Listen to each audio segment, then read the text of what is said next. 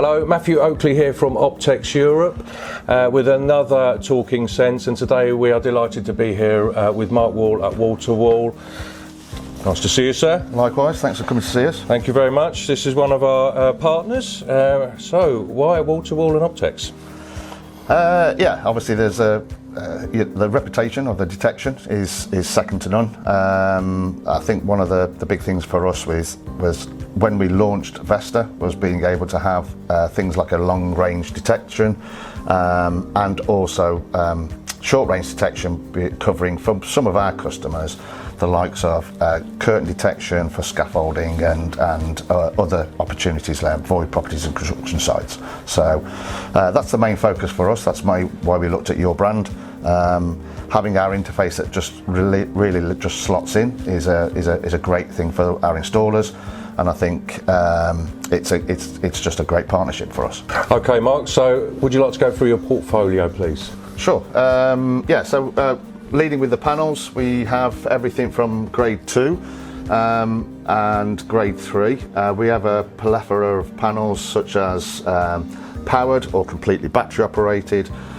Detection wise, we have both low mount and high mount detection with video or snapshots, and then we have both internal with break glass curtain detection. Numerous arming and disarming keypads and proximity readers, and then an array of door contacts. 99% of our detection is all grade 2, or the system is grade 2. We have just released, not this particular unit, but an internal version which is now grade 3.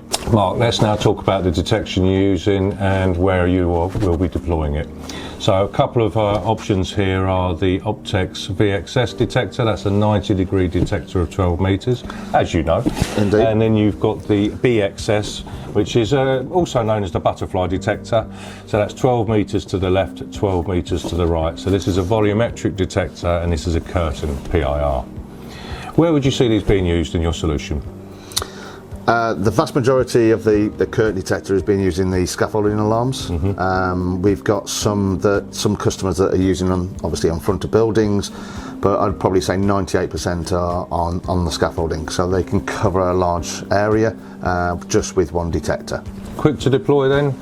Quick to deploy, we have a interface that basically slots straight in, plugs into your interface here.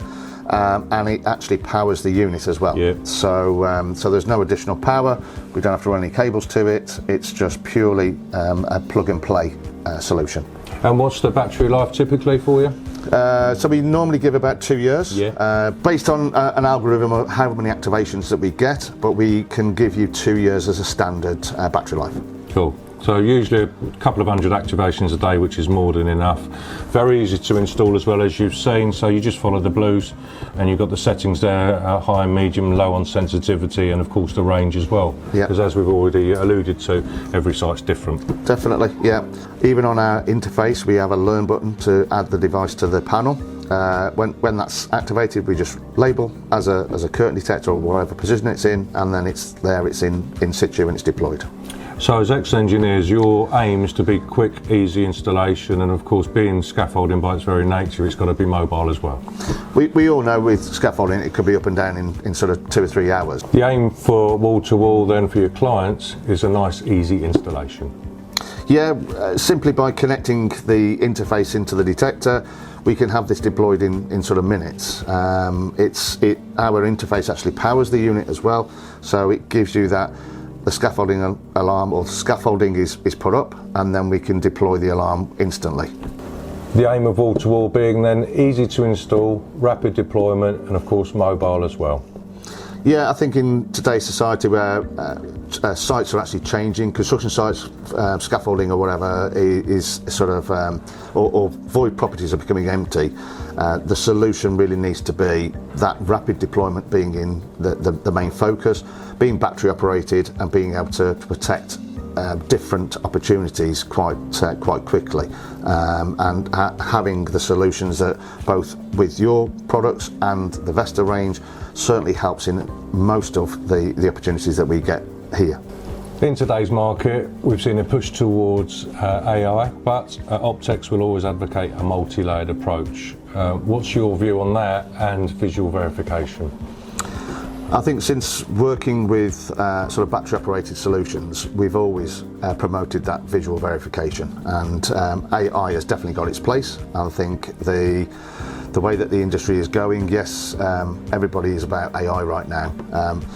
Pointing a camera in a general area and expecting, well, if we're pointing a camera in a general area, we're expecting that AI just to take over everything about this solution or the opportunity. So the alarm is activated, it gets back to the monitoring station, they react to, or if they filtered it right, they'll react to a true alarm. For us, it's that visual verification, it's that first area of intrusion. At least we know that the beam has been broken, and then being able to offer the imagery behind that to sort of being able to send that visual to the monitoring station that yes, there is an intruder, but also that we've got the visual to back that up. It must be an impossible job to be an ARC, mustn't it? Because you've been inside, you see the screens, you know, people are human, they'll be staring at their phones and everything else. So unless you've got a true ping, as I would call it, I don't know, do things get missed? And also, as you say, if you're getting nuisance alarms and they're tuning AI down for certain reasons, be it the weather, and I think there's an issue there as well, and a reason to have a multi-layered approach and use a product like yours, you know? Definitely. I think we've seen a lot of we've seen a lot of companies come and go in the AI side. There seems to be an array of products out there. Does the installer know which products to put out? You know, is it reliant? Are we pushing it more back to we send the alarm, we send whatever visual that they've got from a CCTV camera or detection, and are we reliant then on the monitoring station?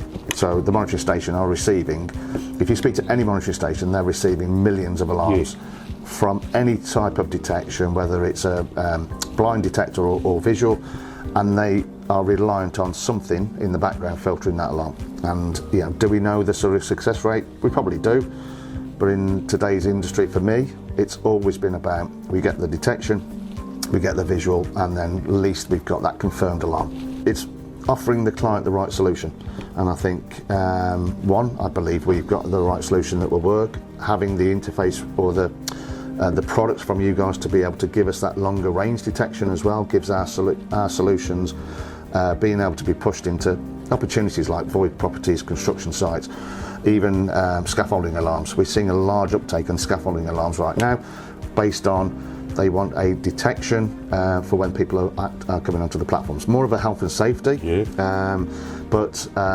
having that long range covering large building sites certainly helps us in that environment to protect most sites out there. Thanks for your time today, Mark. Always a pleasure to see you, never a chore. Really impressive setup here, and more power to you. Thank you for using our products, and no problem. Many more to come. Definitely. Good luck to you. Thank you. Take care.